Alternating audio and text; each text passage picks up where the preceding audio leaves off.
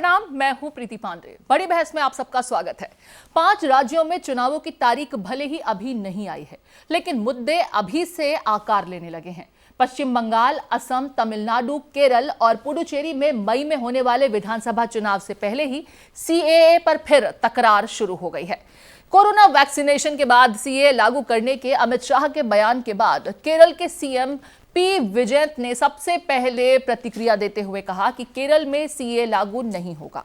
दरअसल नागरिकता संशोधन कानून लेकर न तो अभी पूरी तरह नियम तय किए गए और न ही इसे लागू किए जाने की तारीख तय हुई है, लेकिन बीजेपी इसे बंगाल में चुनावी मुद्दा बनाना चाहती है। परेशानी का सबब यह है कि असम में हुई हिंसा के बाद बीजेपी इसे फिर से असम में नहीं उठाना चाहती। उधर पश्चिम बंगाल में ममता बनर्जी और असम में राहुल गांधी ने भी हुंकार भर दी है कि वो किसी भी कीमत पर सीएए को लागू नहीं होने देंगे। सवाल ये कि बीजेपी इसे सहूलियत का मसला क्यों बना रही है? मसलन बंगाल में तो लागू करेंगे और असम में चुप्पी साधेंगे, ऐसा क्यों? दूसरे कानून केंद्र सरकार का है, तो फिर राज्यों का केंद्र के विरोध के तौर पर कानून का विरोध क्यों?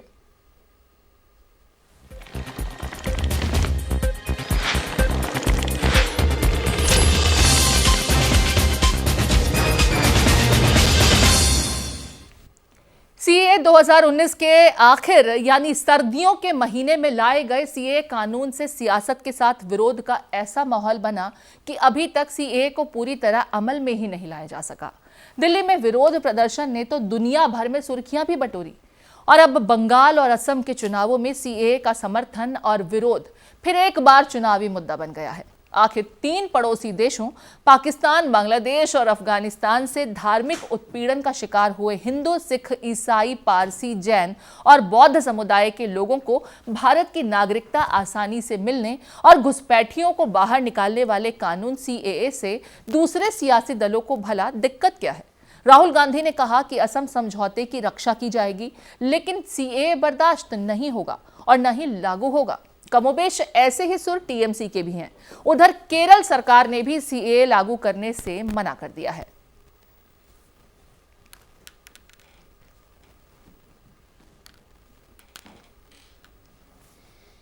पांच राज्यों के चुनाव से पहले कांग्रेस की सियासी जमीन तलाशने में जुटे राहुल गांधी ने असम में कहा कि यहां सरकार बनने पर सीएए लागू नहीं होगा, जबकि बीजेपी ने पलटवार किया कि राहुल सीएए की पहले जानकारी हासिल करे। इंदिरा गांधी और राजीव गांधी ने भी सीएए लागू करने की कोशिश की थी। हमने ये गमछा पहना है, ये मैं आपको दिखा देता हूं। इस पे लिखा है सीएए और इस पे हमने क्रॉस लगा रखा है। मतलब चाहे कुछ भी हो जाए, चाहे कुछ भी हो जाए, ये देखो सबने पहन रखा है, ये देख लो, चाहे कुछ भी हो जाए सीएए नहीं होगा। राहुल गांधी जी को समझना चाहिए कि सिटीजनशिप अमेंडमेंट एक्ट जो है वह इंदिरा जी ने 1971 में आसाम के लोगों को कहा था कि इलीगल इमिग्रेंट को हम देश में नहीं रहने देंगे। उसके बाद राजीव गांधी जी ने कहा था कि हम एनआरसी लेके आएंगे, कोर्ट में कहा है। उस चीज को, उस प्रॉमिस को अगर फुलफिल आज हम कर रहे हैं तो वह राहुल गांधी तो जरूर सीएए नहीं आने देना चाहते, लेकिन हम लोग कमिटेड हैं और वो भूल जाएं कि आसाम में उनकी सरकार कभी आ सकती है और उनका सपना ये पूरा होगा। सीएए चुनावी मुद्दा, सियासी तकरार। 5 राज्यों में चुनाव के चलते सीएए और एनआरसी को फिर से जिंदा करने की कोशिश में सभी सियासी दल जुट गए हैं। कांग्रेस, टीएमसी, लेफ्ट और बीजेपी अपने अपने नजरिए से इस मुद्दे को भुनाने में जुट गए हैं। इस मसले पर बात करने के लिए हमारे साथ बीजेपी के प्रवक्ता वैभव अग्रवाल साहब जुड़ रहे हैं, कांग्रेस के अजय वर्मा जी हमारे साथ जुड़ गए हैं, टीएमसी के नेता नीरज राय और वरिष्ठ पत्रकार डॉक्टर सुनील कौशिक जी जुड़ गए हैं। आप सभी मेहमानों का बहुत बहुत स्वागत है। सबसे पहले वैभव जी, आप ही का रुख कर लेती हूँ, क्योंकि ये कानून तो आप ही की सरकार में लाया गया, जिसको लेकर के इतना बवाल हम लोग पहले भी देख चुके हैं। दिल्ली में जबरदस्त हिंसा देखी, उसके बाद कोविड आया और फिर इसको सब भूल गए। अब अचानक से चुनाव सामने आ गए हैं, तो ये जो सीएए का जिन्न है, एनआरसी का जिन्न है, फिर से अचानक से उठ खड़ा हुआ है। क्या समझा जाए, चुनाव आएंगे तो ये मुद्दे उठाते जाते रहेंगे क्या?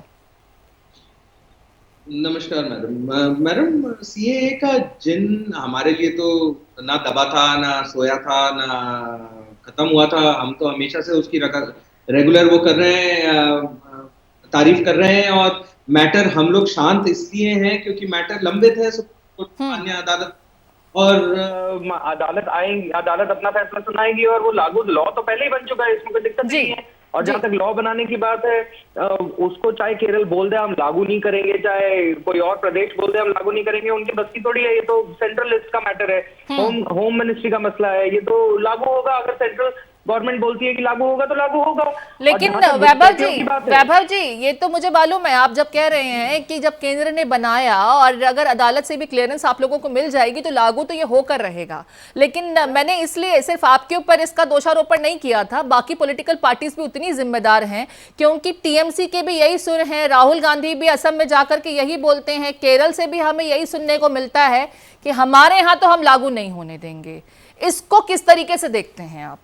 प्रीति जी, राहुल गांधी तो पप्पू हैं और हम सबके एंटरटेनमेंट का स्रोत हैं। हम बहुत अच्छा लगता है हमें जब वो इस तरह की बातें करते हैं और हुंकारने की कोशिश करते हैं। वो हाथ ऐसे खड़ा करके बड़ा मतलब ऐसे जैसे हाथ में पिस्तौल पकड़े हो अभी गोली चला देंगे खींच के, वैसे कभी बॉर्डर पे गए नहीं है, वैसे कभी हिम्मत पड़ी नहीं है। उनके हिसाब से तो हमारे बॉर्डर पे सेना की भी जरूरत नहीं है, उनकी पार्टी के हिसाब से तो घुसपैठी है ही नहीं देश में, उनकी पार्टी के हिसाब से तो चाइना को बॉर्डर भी हमने दे दिया, जबकि पूरा रिकॉर्ड 1970 से है, इंदिरा गांधी और राजीव गांधी जी के समय का। तो देखिए, वो तो कुछ भी बोलते हैं, उनके जो भी बोलते हैं वो तो बुड़बक है।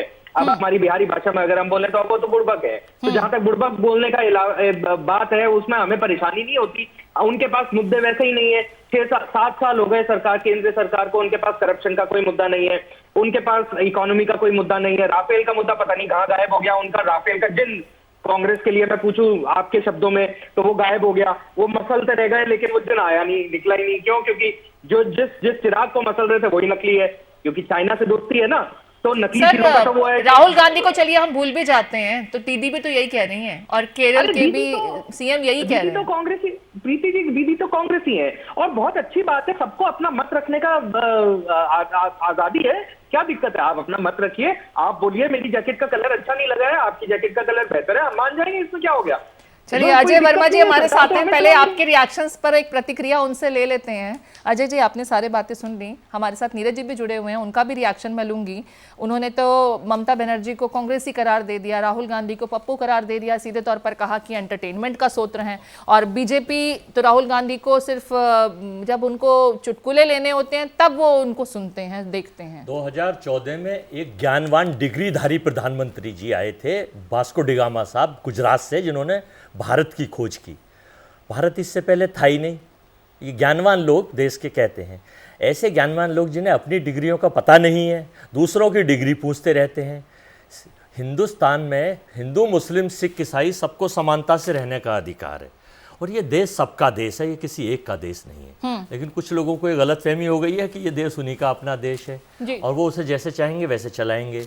पेट्रोल, डीजल, गैस सिलेंडर देखेंगे नहीं, महंगाई की दर नहीं देखेंगे, देश के हालात नहीं देखेंगे। अजय जी, आज अभी हम सीए पर ही डिबेट कर लेते हैं। मैं सीए पे जा रहा हूँ। सीए की अगर आप चर्चा करेंगे, आपने हिंदुस्तान में देखा कि किस तरह से हिंदुस्तान के नागरिक थे, किस तरह से माहौल क्या हुआ था। आप सीए लेके आए तो असम में आप सीए की वकालत नहीं कर रहे, असम में आप सीए से लगा नहीं रहे हैं, सीए के लिए चर्चा नहीं कर रहे हैं। बंगाल आप एक आंख से दूध निकालते हैं, एक आंख से पानी निकालते हैं। मतलब आप अपने देश को अपनी सुविधा से चलाना चाहते हैं, बड़ी अच्छी बात है।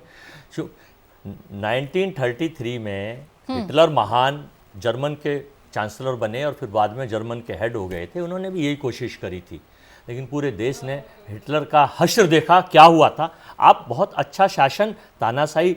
हमारे हिंदुस्तान में इस वक्त डेमोक्रेटिक डिक्टेटरशिप लागू है। मतलब दोहरे पैमाने हैं, बंगाल के लिए कुछ और, असम के लिए कुछ बंगाल और, के लिए कुछ और इसका स्पष्टीकरण मैं वैभव जी से एक सेकंड में खत्म कर रहा हूं।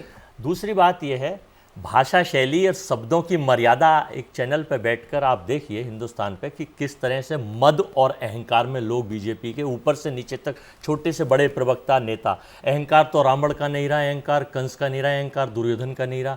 तो देश का 68 करोड़ किसान इस वक्त जो कृषि का कार्य करता है, खेती करता है, टोटल 68 करोड़, ये इसका जो हालात है ये अपने आप चाहेगा हिंदुस्तान में क्या हो जाएगा। और जो कांग्रेस 2013 में फूड सिक्योरिटी बिल लेके आई थी, 82 करोड़ लोगों को 1 रुपया चावल और 3 रुपए गेहूं मिलता था, ये सब खत्म हो जाएगा। चूंकि गेहूं अब और चावल अब 120 रुपए किलो, गेहूं और चावल पहले ही कहां मिल रहा है, मिलेगा। ये इनकी नीति है। 4 किरणों कैपिटलिस्ट लोगों के लिए ये बजट बना, छलावे का बजट था, और ये किसान बिल पास हुए। चलिए, सवाल मेरा एक विषय पर था, आपने जवाब बाकी तमाम मुद्दों को भी लेकर के दे दिया, लेकिन क्योंकि डिबेट सीए और एनआरसी को लेकर की है, नीरज राय जी का भी मैं रुक कर लेती हूँ। नीरज जी, पश्चिम बंगाल में सीए लागू होकर रहेगा, बीजेपी का यह कहना है। ममता दीदी ने साफ तौर पर इनकार कर दिया है कि हमारे यहाँ तो ऐसा होने नहीं देंगे। जब केंद्र नियम बना लेती है और अगर कोर्ट से हरी झंडी मिल गई, उसके बाद भी क्या आप लोगों का यही स्टैंड रहेगा, या फिर ये समझें कि फिलहाल चुनाव है तो जैसा होता है, जो जनता को समझ आता है, जो जनता को अपने लिए बेहतर लगता है, वही लोक लुभावन वायदे किए जाएं, बातें रखी जाएं तो बेहतर? देखिए प्रीति, आपने अच्छा विषय रखा हुआ है, मैं आपके विषय से हटूंगा नहीं। याद होगा कि अगस्त 18 में एक मामला आया था एनआरसी का, जो कोर्ट के निर्देश पे था जी। कोर्ट की बातों को उस समय तत्कालीन जो भाजपा के अध्यक्ष थे, खुद को स्वघोषित राष्ट्र का अध्यक्ष समझ के घोषणा कर दिए कि 40 लाख हमारे देश में घुसपैठी आए हुए हैं। राजनाथ जी भी बोले थे। इन लोगों को ये नहीं पता था कि किस डाटा के हिसाब से इन लोगों ने एक एक्यूरेट आंकड़ा बता दिया 40 लाख का। उसके बाद जांच प्रक्रिया शुरू हुई तो 19 लाख लोगों उसमें से निकल कर आए, जिसमें से कि 11 लाख समथिंग जो हमारे हिंदू थे। और सबसे मजेदार बात यह हो गई कि इनके ही त्रिपुरा के मुख्यमंत्री विप्लव देव भी निकल गए एनआरसी के दायरे से। अब तो भारतीय जनता पार्टी को दिन में तारे दिखने लगे कि अरे ऐसा क्या हो गया, हम तो सोचे थे उल्टा हो गया मामला हमारे पे, जिसमें कि 1600 करोड़ रुपया लगता है कि अपने घर से ले आकर खर्चा कर दिए लोग। अब एनआरसी को 2 दर्जे का ले आ दिए। अब आया सीएए, तो सीएए एनआरसी होने के बाद आपने देखा कि कितनी उसमें मौतें हो गई। एक परिवार के 4-4 लोग, पिता का नाम नहीं है, बच्चों का नाम है। यह स्थिति, इसका मतलब कि अपने सुविधा अनुसार नियम का दुरुपयोग करना भारतीय जनता पार्टी की संस्कृति में है। वैभव जी ने कहा बहुत अच्छी बात की, ममता जी तो कांग्रेस से आई हैं। शायद आपको जानकारी नहीं है वैभव जी कि आप ही के श्यामा प्रसाद मुखर्जी जी भी 2 बार मंत्री रह चुके हैं उसी कांग्रेस में। अगर यह चीजें जानकारी होती तो आपके गृह मंत्री अमित शाह जी भी नहीं बोलते और आप भी नहीं बोलते। अब आइए बंगाल और असम और दिन चुनाव जहां पर हैं, यह राष्ट्र की जो समस्या है, ये अगर हमारे संविधान के तहत ये चीजें करना अनिवार्य है, ये चुनाव जीतने के बाद की प्रक्रिया होती है। प्रदेश स्तर पे चुनाव जब आते हैं तो वहां की भौतिक समस्याओं से मुंह को विमुख करके आप ऐसे खोखले बातों को ले आकर और फर्जी राष्ट्रवाद का नाम देकर आप कहें कि हम चुनाव लड़ेंगे, तो यह भारत के संविधान के लिए ही नहीं, भारत की सभ्यता और संस्कृति और अस्मिता के लिए घातक साबित होने वाला है। अब बताइए इसको हम क्या कहें। इन्होंने कहा है, एक पार्टी के वरिष्ठ नेता को इन्होंने कहा है कि पप्पू हैं। अच्छी बात आपने बोला वैभव जी, बहुत बेहतरीन बात, क्योंकि बोलने का तरीका जो होता है, शिक्षा और सामाजिक संस्कार जो मिलते हैं उससे ही होता है। यह गलती आपकी नहीं है। जब देश तमाम झंझावतों से लड़ रहा था, उस समय आपके पार्टी का एक नेता 35 सालों तक भीख मांगकर खाने के बाद हिमालय का भ्रमण कर रहा था। तो यह चीज बताइए, आप कहां से सीख पाएंगे। कांग्रेस के लिए आप मत बोलिए, ममता बनर्जी के लिए मत बोलिए, क्योंकि आप लोगों में कोई बोलने लायक नहीं है। जब आपके एक नेता भीख मांगकर खाने का इतिहास बना रहे थे, उस समय ममता बनर्जी देश के कदावर नेता 28 साल में सोमनाथ चटर्जी जी को चुनाव लड़ाकर लोकसभा पकड़ ली थी और जनता के बीच में रहकर इस संघर्ष करने का इतिहास रहा है। आपको चैलेंज है हमारे राष्ट्रीय नेता से कि आप लोग मुद्दा पे जाकर चुनाव लड़ लीजिए। बंगाल में लोकतंत्र किसी की जागीर नहीं होती है। लेकिन नीरज जी, आपको नहीं लगता कि इस वक्त जिस विषय पर हम बात कर रहे हैं, आने वाले चुनावों के लिए शायद इससे बड़ा कोई मुद्दा बचा ही नहीं है? बाकी तमाम मुद्दे तो छोटे हो जाते हैं। ये है कि जनता समझदार हो गई है, जागरूक हो चुकी है। जनता को रोटी कपड़ा मकान की अति आवश्यकता है। रही बात सीएए की, हमारे राष्ट्र के हित के लिए सीएए, आपको याद होगा कि जो मजमूदार जी थे उस समय एनआरसी के लिए जो लड़ाई लड़े थे उस आंदोलन में, असम छात्र परिषद में, उनकी किताब में उनका ही लेख है कि उस समय छात्र जीवन में हम लोगों ने जोश में काम किया, होश खो दिया। आज उसका दुष्परिणाम है। अगर हम लोग जानते कि हमारे अपने लोग ही हमसे दूर हो जाएंगे तो हम लोग इस आंदोलन को नहीं करते, क्योंकि वह भी उसमें थे ना। एनआरसी इसलिए चर्चित है कि वो भारत के इतिहास का पहला। चलिए, तो आप लंबा चौड़ा इतिहास बता रहे हैं सी और एनआरसी को लेकर के, अपनी तरफ से जो स्पष्टीकरण दे रहे हैं। डॉक्टर सुनील कौशिक, वरिष्ठ पत्रकार, हमारे साथ जुड़े हुए हैं और आप तीनों ही लोगों का पक्ष वो सुन भी चुके हैं। कौशिक साहब, आपने सभी लोगों का पक्ष सुन भी लिया। कोई वकालत कर रहा है इन कानूनों की, कोई इनका विरोध करता दिख रहा है और यहाँ तक आरोप लगाए जा रहे हैं कि चुनाव हैं इसलिए इस मुद्दे को उठाया गया है, अब एजेंडा बनाया जा रहा है और राष्ट्रवाद के नाम पर आम जनता को गुमराह किया जा रहा है। आप इसको किस तरीके से देखते हैं? खास करके एक राज्य में उसको लेकर के गंभीर होना, दूसरे राज्य में उसको लेकर के चिंतित नहीं दिखना और बाकी पार्टियों का ये कहना कि हमारी सरकार आएगी तो ऐसा होने नहीं देंगे। क्या ये सारी बातें आपको बिल्कुल तर्कसंगत दिखती हैं? लगता है कि ऐसा ही होगा? देखो प्रीति जी, मुझे सुनकर तो बड़ा हंसी आती है। सारी मैं डिबेट सुन रहा हूँ। सबसे पहले इस कानून को कौन सी पार्टी लेके आई ये सारा देश जानता है। उस पार्टी के कार्यकाल में कितनी बार संशोधन हुआ ये सारा देश जानता है। ये 2019 में बीजेपी ने संशोधन कर दिया तो कौन सा बड़ा तीर उन्होंने मान लिया ये पूरा देश जानता है। आखिर में श्रेय लेने की जो स्थिति सारी राजनीतिक दलों की होती है देश को गुमराह करके जी, वो पूरा देश देखे, समझे और उसका निष्कर्ष निकाले कि तमाम ऐसे मुद्दे हैं जिसका कोई लेना देना नहीं है। यदि 1955 में ये कानून बना और 1955 के बाद संशोधन 1986, 1992, 2005 और 2019 में हुए तो आखिर में कांग्रेस को क्या दिक्कत आई इसमें? और बीजेपी किसका श्रेय लेना चाहती है? बीजेपी क्यों श्रेय लेना चाहती है ये देश समझे और कांग्रेस क्यों विरोध कर रही है ये भी देश समझे। या तो कोई कानून कांग्रेस पार्टी ने बनाया और जिन मुद्दों को लेकर के बनाया, कोई समस्या उस समय रही होंगी और वो आज तक, आप बताइए 1955 से लेकर के 1918 तक यदि ये कानून रहा और संशोधन यदि 2019 में कर दिया तो 2-3 चीजें चेंज हुई उसमें। बहुत ज्यादा संशोधन तो हुआ नहीं है। पहले 6 वर्ष था, अब 14 वर्ष कर दिया। पाकिस्तान के अल्पसंख्यक समुदाय को जोड़ दिया। पहले पड़ोसी देशों का मामला था। तो अब इन बातों को लेकर के राजनीतिक दल ये कहें कि हमने बहुत कुछ कर दिया या दूसरी पार्टी ये कहे कि ये बहुत पार्टी गलत कर रही है। दूसरा, राहुल गांधी इतने वरिष्ठ नेता हैं, क्या ये प्रदेश का मामला है कि प्रदेश की सरकार चाहेगी तो ये कानून लागू होगा या नहीं लागू होगा? मतलब थोड़ी सी ऐसी स्थिति क्लियर करें इस लोकतंत्र में कि वास्तव में लोकतंत्र में भरोसा कायम हो। जो बात आप उठा रहे हैं वही सवाल मेरे जहन में है कि राज्य का ये विषय तो रहा नहीं है, केंद्र द्वारा बनाया गया कानून है जिसे इंप्लीमेंट तो करना ही होगा और अगर कोर्ट की तरफ से हरी झंडी मिल जाएगी तो जल्द से जल्द उसे शुरू भी करना होगा। लेकिन जब राहुल गांधी जाते हैं असम में और वहां की आवाम के बीच में ये बोलते हैं कि जो असम समझौता था उसका तो पूरा मान सम्मान रखा जाएगा लेकिन इस कानून को हम लागू नहीं होने देंगे, राजनीति तो वहां भी हो रही है ना। बिल्कुल, मैं वही कहना चाह रहा हूं। पूरा सारा मैंने कहा कि कौन सी पार्टी श्रेय लेना चाहती है और कौन सी पार्टी श्रेय नहीं लेना चाहती है। किसके कार्यकाल में रहा ये सब जानते हैं, ये मैंने अभी बताया भी।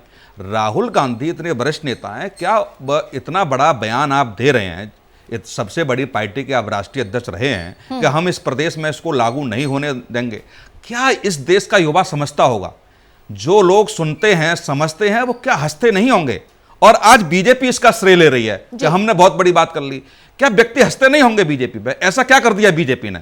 वो पुराने कानून को यदि आपने 1-2 संशोधन कर दिए, अनुच्छेद 5 से 11 में जो चीजें रखी 1955 में, यदि आपने उसमें 2 संशोधन कर दिए तो विपक्ष क्यों बवाल किए हुए है और बीजेपी क्यों श्रेय ले रही है? आप कृषि कानून को भी लेकर के देख दीजिए। कृषि कानून कांग्रेस के कार्यकाल में पूरा मसौदा तैयार हुआ और बीजेपी ने उस समय विरोध किया और आज बीजेपी ने लागू कर दिया और जिस पार्टी ने इसको मसौदे को तैयार किया वो विरोध कर रहा है। जीएसटी को लेकर के कांग्रेस लाना चाहती थी, तब सड़कों पे उतर के बीजेपी विरोध कर रही थी। आज बीजेपी ने जीएसटी लागू किया। एफडीआई का विरोध बीजेपी करती थी, कांग्रेस लाना चाहती थी, जी। आज बीजेपी ने एफडीआई को लागू किया, मतलब कांग्रेस रोल विरोध कर रही बदल है। गए लेकिन विरोध जारी है, क्योंकि शायद जब अपने राजनीतिक अस्तित्व का सवाल खड़ा होता है तो विरोध ही एकमात्र उपाय बचता है, और वही शायद ये तमाम पार्टियां जो हैं इस उपाय को अपना रही हैं। वैभव जी, आपने डॉक्टर सुनील कौशिक की बात भी सुनी, और हमारे दोनों जो सहयोगी प्रवक्ता हैं यहाँ पर, कांग्रेस पार्टी से अजय वर्मा जी और नीरज राय जी, आपने सबकी बातें भी सुनी हैं। यहाँ पर मैं आपका पक्ष अब समझना चाहूंगी कि आखिर क्यों इस पूरे मुद्दे को लेकर के राजनीति थमने का नाम नहीं ले रही है। और कंट्रीब्यूशन तो हर ओर से हो रहा है ना, चुनाव के पहले जब इस तरह की चीजें होती हैं तो ऐसा तो है नहीं कि जनता बिल्कुल मासूम है, उसे कुछ समझ ही नहीं आता। मैं सबसे पहले कौशिक जी का धन्यवाद करना चाहूंगा। हर बार की तरह उन्होंने इतना सटीक विश्लेषण दिया है कि मतलब उनकी बात सुन के बड़ा अच्छा लगता है, क्योंकि भाजपा जहां तक सीएए की बात करती है वो कभी सर पे मुखौटा रख के, सर पे ताज रख के नहीं बात करती है। वो कहती है हम सीएए लागू करेंगे एक पॉलिसी के तहत। वो पॉलिसी सुप्रीम कोर्ट के तहत हमारे पास आई, क्योंकि पहले से लंबित पिटीशन थी और वो सब चलता जा रहा है। हमने तो कोई राजनीतिक मुद्दा उस पर बनाया ही नहीं। शाहीन बाग हो गया, पूरे विश्व ने देखा, भारत की थू-थू हुई, सबको पता है कौन क्या कर रहा था, सब खुले में हुआ। अभी जब उसकी इन्वेस्टिगेशन बाहर आएगी तो सब खुले में होगा। लेकिन उससे पहले तो ये राजनीति क्या है ना, विपक्ष के पास राजनीतिक मुद्दे है नहीं। प्रॉब्लम वहां है, मैंने आपको ओपनिंग स्पीच में मैंने बोला था, इनके पास बात करने के लिए कुछ और है नहीं। हमारी बात केवल और केवल सबका साथ सबका विकास पे रहती है, और उसके तहत जो जो पॉलिसीज की जरूरत है, चाहे फिर वो सीएए हो, चाहे वो कोई और पॉलिसी हो, उसकी पहल हम करेंगे और उसको पुरजोर तरीके से लागू करने। अच्छा वैभव जी, एक सवाल, सॉरी मैं बीच में रोक रही हूँ, वैभव जी बीच में रोक रही हूँ। आपने अपने जो पार्टी के नारे का जिक्र किया, सबका साथ सबका विकास, राजधानी दिल्ली की सड़कों पर जो हुआ, दिल्ली के कई इलाकों में, एक इलाका नहीं, मैं सिर्फ शाहीन बाग का नाम नहीं लूंगी, दिल्ली के और इलाकों में जहां पर खुद ग्राउंड जीरो पर जाकर के मैंने रिपोर्टिंग की, मैंने ये देखा कि दोनों ही वर्ग के लोग सबसे ज्यादा प्रभावित हुए थे उस हिंसा से। तो सबका साथ तो रहा नहीं ना सर, लोगों में भरोसा क्यों नहीं आ पाया? मेरी सरकार नहीं है ना, दिल्ली में हमारी सरकार होती तो आप हमें सर सिर्फ दिल्ली में थोड़े हिंसा हुई थी, यूपी में तो आप ही की सरकार थी, लखनऊ में क्या हुआ था, और दिल्ली की पुलिस तो आप ही लोगों के पास है, दिल्ली कोई स्टेट सब्जेक्ट तो है नहीं। देखिए ऐसा अब आप अगर इस मुद्दे पे जाएंगे तो मैं नहीं समझता कि मेरे को उस पर बात करनी चाहिए, क्योंकि पहला मामला कोर्ट में लंबित है, दूसरा इन्वेस्टिगेशन में है, तीसरा किसकी सर आपने सीधे दिल्ली सरकार पर जिम्मेदारी डाल दी, फिर कहा कि दिल्ली के बारे में, जब हिंसा तो देश के और भी हिस्सों में हुई थी, तो बात तो हम पूरे देश की कर रहे हैं ना। नहीं पूरे, देखिए जो करवाई जाती है पॉलिटिकल, आप मेरे पे अगर केस डाल दें तो मेरे पे केस इस वजह से थोड़ी डलता है कि मैंने कोई गलत काम किया, मेरे पे केस इसलिए डलता है क्योंकि वो पॉलिटिकल मुद्दे से प्रेरित होता है। तो देखिए जो भी एक छुटपुट घटनाएं हुई हैं, और कुछ एक घटनाएं हुई हैं जो पूरे देश के जिस पे तू हुई है, वो मेरे ख्याल से सबको पता है। अच्छा सर इस सवाल का जवाब तो दीजिए ना, सर इस सवाल का जवाब दे दीजिए कि पश्चिम बंगाल के लिए पैमाने अलग क्यों हैं और असम के लिए क्यों बदल जाते हैं? हाँ मैं बिल्कुल आपको जवाब दूंगा, लेकिन उससे पहले मैं मेरे काबिल साथियों का ध्यान आकर्षित करना चाहूंगा, और शायद कौशिक जी और आपको तो जानकारी में संज्ञान में हो गए। मैं एक मिनट का इनको अगर नहीं पता है तो मैं बता देता हूं कि ये मेरी बुराई कर रहे हैं कि मुझे सोशल भावना में नहीं आता है, मुझे बोलना नहीं आता है। मैं 1 मिनट आपको यहाँ दिखाऊं, ये राहुल गांधी है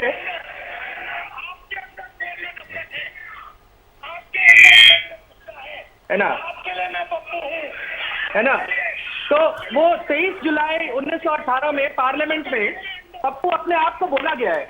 अगर किसी ने अपने नाम को खुद ही स्वयं, सर ये डिबेट यहाँ पर वैभव जी ये डिबेट इसलिए थोड़े हो रही है कि राहुल गांधी खुद को पप्पू बोलते हैं या फिर बीजेपी उनको किस नाम से संबोधित करती है। डिबेट यहाँ पर ये हो रही है कि पश्चिम बंगाल में सीएए होना चाहिए, असम में नहीं होना चाहिए, ये दो पैमाने क्यों हैं? बिल्कुल ठीक कह रहे हैं, लेकिन मैं यहाँ अपने काबिल साथियों का थोड़ा सा जो मानसिकता है वो एक्सपोज करने की बात कर रहा हूँ कि मानसिकता क्या है। भाजपा ने जो बोला वो गलत है, भाजपा ने जो बोला वो असहनीय है, भाजपा ने जो बोला वो देश के खिलाफ है। तो दिक्कत वहां है, इसलिए क्योंकि इनके पास भाजपा के खिलाफ कोई राजनीतिक मुद्दे नहीं है, इनके पास केवल और केवल दुकानदारी वाले मुद्दे हैं, जिसके खिलाफ। क्विक रिएक्शन अजय जी से ले लेती हूँ, समय का थोड़ा सा अभाव है। अजय जी आपने बातें सुन ली है, मेरे पास समय का थोड़ी कमी है।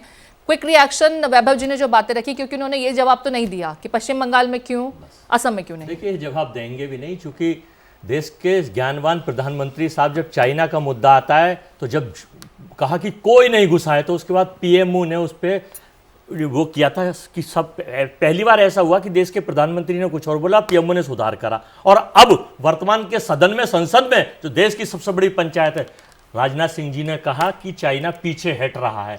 अरे भाई, आपके टाइम कोई गुस्सा नहीं था, पीछे हट रहा है। ये झूठ की मशीन, झूठ दिखाते हैं, झूठ बोलते हैं, झूठ उगाते हैं, झूठ पे सोते हैं, झूठ खाते हैं, और इनका आईटी सेल को एक ट्रेनिंग है, झूठ बोलो झूठ।